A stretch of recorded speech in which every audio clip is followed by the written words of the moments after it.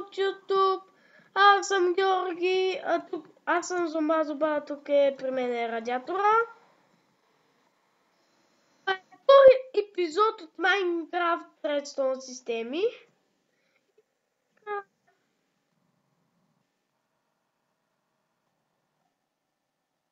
Радиатор е подготвил една Redstone система.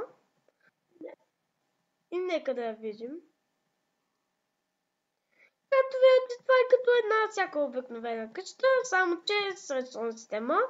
Но за двойно това, и този клип май няма да е 2 минути, може е по-малко.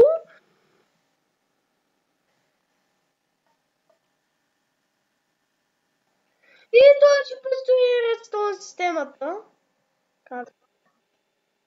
Да я видите. Първо слагате една малка стечка, после две, тук да са мърдат да не пени.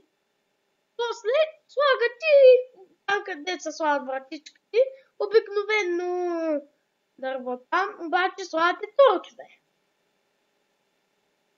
И после правите така, както виждате.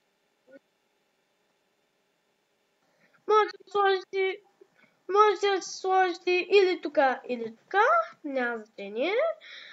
Но радиатора, както е решил, той ще го направи. Другото беше и там. И сега правим този епизод. И предстои време той да прави системата. Ще ви покажа как да се правите фултан.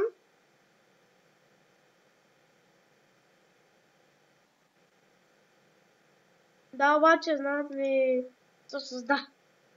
И какво да правим?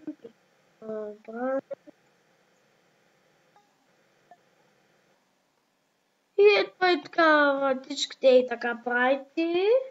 Но през време, като е готов, искам да видим на нещо.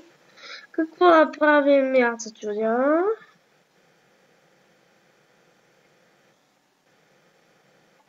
Ето е така, видите как да прави една пространствена система. Някои може да я знаят, някои не. С това правим този клип. И до няколко се доведе.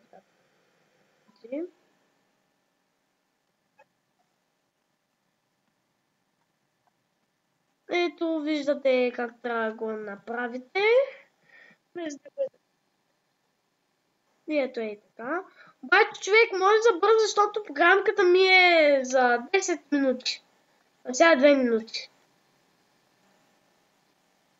И както видите, той ще бърза максимално, защото програмата ми е за 10 минути. И няма може да снима тази част от клипа. И май ще трябва да правим тази част. Той каза, че стане бързо. И така правим и нещо подобно на капсула и каквото е това. И както видите, това е готово.